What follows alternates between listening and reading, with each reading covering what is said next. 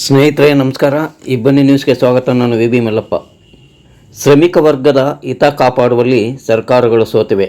Comrade HM. Santosh. Hoovinahadagali. ಶ್ರಮಿಕ ವರ್ಗದ ಹಿತ ಕಾಪಾಡುವಲ್ಲಿ ಆಳುವ ಸರ್ಕಾರಗಳು ವಿಫಲವಾಗಿವೆ ಎಂದು ವಿಜಯನಗರ ಜಿಲ್ಲಾ ಸಿಪಿಐ ಪಕ್ಷದ ಉಸ್ತುವಾರಿ ಕಾಮ್ರೇಡ್ ಎಚ್.ಎಂ. ಸಂತೋಷ್ ಬೇಸರ ವ್ಯಕ್ತಪಡಿಸಿದ್ದಾರೆ. ಹಡಗಲಿ ಪಟ್ಟಣದ ಸರ್ಕಾರಿ ನೌಕರರ ಭವನದಲ್ಲಿ ಇಂದು ಭಾರತ ಕಮ್ಯುನಿಸ್ಟ್ ಪಕ್ಷದ 4ನೇ ತಾಲೂಕು ಸಮ್ಮೇಳನಕ್ಕೆ ಚಾಲನೆ ನೀಡಿ ಅವರು ಮಾತನಾಡಿದರು. ದುಡಿಯುವ ವರ್ಗ ಕಾರ್ಮಿಕರ ಸಂಕಷ್ಟಗಳನ್ನು ನಿವಾರಿಸುವ ಕೆಲಸ ಜನಪ್ರತಿನಿಧಿಗಳಿಂದ ಆಗುತ್ತಿಲ್ಲ. ಜನಸಾಮಾನ್ಯರ ಮತಗಳಿಂದ ಅಧಿಕಾರ ಹಿಡಿದಿರುವ ಸರ್ಕಾರಗಳು ನ್ಯಾಯ ಒದಗಿಸುವಲ್ಲಿ ವಿಫಲವಾಗಿವೆ. ಇದರ ವಿರುದ್ಧ ಭಾರತ ಕಮ್ಯುನಿಸ್ಟ್ ಪಕ್ಷ ನಿರಂತರ ಹೋರಾಟ ನಡೆಸಲಿದೆ ಎಂದರು. ಬೆಲೆ ಏರಿಕೆ, ನಿರುದ್ಯೋಗ, ಜ್ವಲಂತ ಸಮಸ್ಯೆಗಳು, ಮಹಿಳೆಯರ ಶೋಷಣೆ ಹೆಚ್ಚುತ್ತಿರುವುದು ಆತಂಕಕಾರಿ ಬೆಳವಣಿಗೆಯಾಗಿದೆ ಎಂದು ತಿಳಿಸಿದರು. ಭಾರತ ಕಮ್ಯುನಿಸ್ಟ್ ಪಕ್ಷದ ಜಿಲ್ಲಾ ಕಾರ್ಯದರ್ಶಿ ವೀರಣ್ಣ ಅವರು ಮಾತನಾಡಿ, ಗ್ಯಾರಂಟಿ ಯೋಜನೆಗಳ ಭ್ರಮೆಯಲ್ಲಿ ಸರ್ಕಾರ ಇದ್ದಂತಿದೆ. ಜನರ ಆಶೋತ್ತರಗಳಿಗೆ ಸ್ಪಂದಿಸುವ ನಿಟ್ಟಿನಲ್ಲಿ ಯೋಜನೆ ರೂಪಿಸುತ್ತಿಲ್ಲ ಎಂದು ಆರೋಪಿಸಿದರು. ಮುಂಬರುವ ತಾಲೂಕು ಜಿಲ್ಲಾ ಪಂಚಾಯತ್ ಚುನಾವಣೆಗೆ ಸಿಪಿಐ ಪಕ್ಷದ ವತಿಯಿಂದ ಸ್ಪರ್ಧಿಸಲಾಗುವುದೆಂದು ತಿಳಿಸಿದರು. ಸರ್ಕಾರದ ವೈಫಲ್ಯಗಳ ವಿರುದ್ಧ ಹೋರಾಡುವಲ್ಲಿ ವಿರೋಧ ಪಕ್ಷಗಳು ಸೋತಿವೆ. ಸಿಪಿಐ ಪಕ್ಷ ಜನಪರ ಹೋರಾಟಗಳನ್ನು ರೂಪಿಸಲಾಗುವುದೆಂದು ಹೇಳಿದರು. ಎಐಟಿಯುಸಿ ಅಧ್ಯಕ್ಷೆ ಬಿ ಜಯಲಕ್ಷ್ಮಿ ಮಾತನಾಡಿ, ಧರ್ಮಸ್ಥಳ ಸೇರಿದಂತೆ ಹಲವು ಕಡೆ ಅಮಾಯಕ ಮಹಿಳೆಯರಿಗೆ ರಕ್ಷಣೆ ಕೊಡುವಲ್ಲಿ ಆಳುವ ಕೇಂದ್ರ ಮತ್ತು ರಾಜ್ಯ ಸರ್ಕಾರಗಳು ಸಂಪೂರ್ಣ ವಿಫಲವಾಗಿವೆ ಎಂದು ತಿಳಿಸಿದರು. ಧರ್ಮಸ್ಥಳ ಪ್ರಕರಣವನ್ನು ನಿಷ್ಪಕ್ಷಪಾತ ತನಿಖೆ ನಡೆಸಿ ನ್ಯಾಯ ಒದಗಿಸುವಂತಾಗಲಿ ಎಂದು ಅವರು ಸರ್ಕಾರವನ್ನು ಆಗ್ರಹಿಸಿದರು. ಅಕ್ಷರ ದಾಸೋಹ ಜಿಲ್ಲಾಧ್ಯಕ್ಷೆ ಎಚ್. ಅನುಸೂಯ, ಕೊಟ್ಟೂರು ಸಿಪಿಐ ಪಕ್ಷದ ಕಾರ್ಯದರ್ಶಿ ಕೆ. ರೇಣುಕಮ್ಮ, ಹರಪನಹಳ್ಳಿಯ ರಮೇಶ್ ನಾಯ್ಕ್, ಎಚ್.ಬಿ. ಹಳ್ಳಿಯ Gangadhar, Jangli Sab, P. Kavitha, D. Mukundagowda, H. Dandemma, V. Vijayanaik, Thotaiah, Basavaraj Samsi, Savitha Haravi ಇತರರು ಉಪಸ್ಥಿತರಿದ್ದರು. ಸಿಪಿಐ ಪಕ್ಷದ ತಾಲೂಕು ಕಾರ್ಯದರ್ಶಿ ಸುರೇಶ್ ಅಲ್ಗಿ ಅಧ್ಯಕ್ಷತೆ ವಹಿಸಿದ್ದರು. ಇಪ್ಟಾ ಕಲಾವಿದರಾದ ಎಂ.ಡಿ. ದ್ವಾರ್ಕೀಸ್, ಪಿ. ಚಮನ್ ಸಾಬ್, ನಾಗರಾಜ್ ಕೋಟಿಹಾಳ್ ಕ್ರಾಂತಿಗೀತೆಗಳನ್ನು ಹಾಡಿದರು. ಹಡಗಲಿ ತಾಲೂಕು ಅಂಗನವಾಡಿ ಫೆಡರೇಷನ್, ಕಟ್ಟಡ ಕಾರ್ಮಿಕರು, ದೇವದಾಸಿ ಸಂಘಟನೆ, ಅಕ್ಷರ ದಾಸೋಹ ಸಹಾಯಕರು, ವಿವಿಧ ಪ್ರಗತಿಪರ ಸಂಘಟನೆಗಳು, ಮುಖಂಡರು, ಕಾರ್ಯಕರ್ತರು ನೂರಾರು ಸಂಖ್ಯೆಯಲ್ಲಿ ಭಾಗವಹಿಸಿದ್ದರು. ವರದಿ ಸುರೇಶ್ ಹಲಗಿ.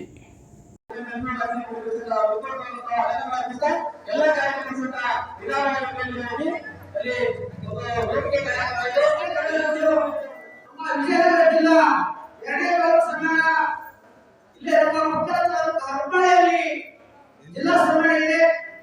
ಹಡಗಲಿ ತಾಲೂಕಿನಿಂದ ಇವತ್ತು ಅಲ್ಲಿ ಒಂದು ಉತ್ತಮವಾದ ಜನರನ್ನ ನಾವು ಸೇರಿಸಬೇಕಂತ ಅಂದ್ಕೊಂಡಿದ್ದೀವಿ.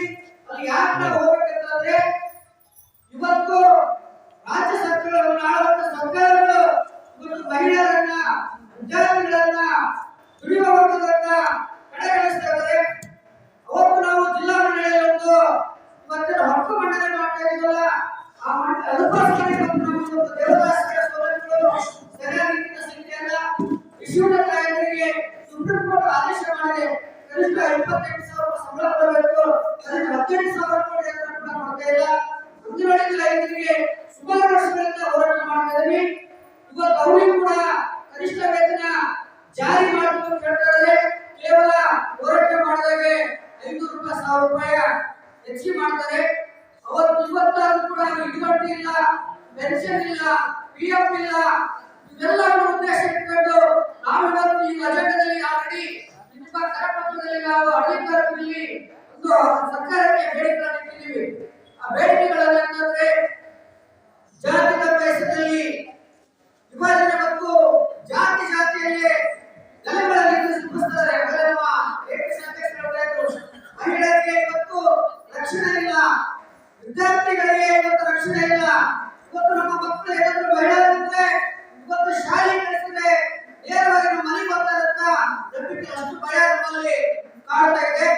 ಇವತ್ತು ಸರ್ಕಾರಗಳು ಮಹಿಳೆಯರಿಗೆ ರಕ್ಷಣೆ ಕೊಡ್ತಾ ಇಲ್ಲ. ಮತ್ತೆ ಹಡಗಲಿ ತಾಲೂಕಿನಲ್ಲಿ ಅಕ್ರಮ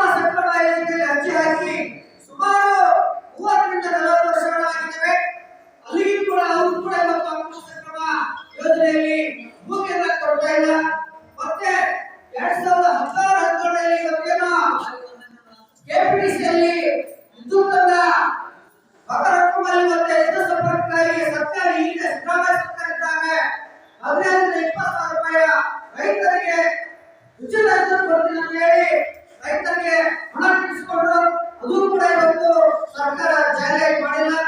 ಮತ್ತೆ ಅಂಗನವಾಡಿ ನೌಕರರನ್ನು ಮತ್ತು ಸಿ ಮತ್ತು ಡಿ ದರ್ಜೆ ನೌಕರರನ್ನು ಪರಿಗಣಿಸಬೇಕಂತ ಹಲವಾರು ರೀತಿಯಿಂದ ಹೋರಾಟ ಮಾಡಿದ್ವಿ. ಅದು ಕೂಡ ಇವತ್ತು ಜಾರಿಯಾಗಿಲ್ಲ. ಮುಂದಿನ ದಿನಮಾನಗಳಲ್ಲಿ ನಾವು ಅಂಗನವಾಡಿ ಕಾರ್ಯಕರ್ತರನ್ನ ಡಿ ಮತ್ತು ಸಿ ದರ್ಜೆ ನೌಕರರನ್ನು ಪರಿಗಣಿಸಬೇಕು.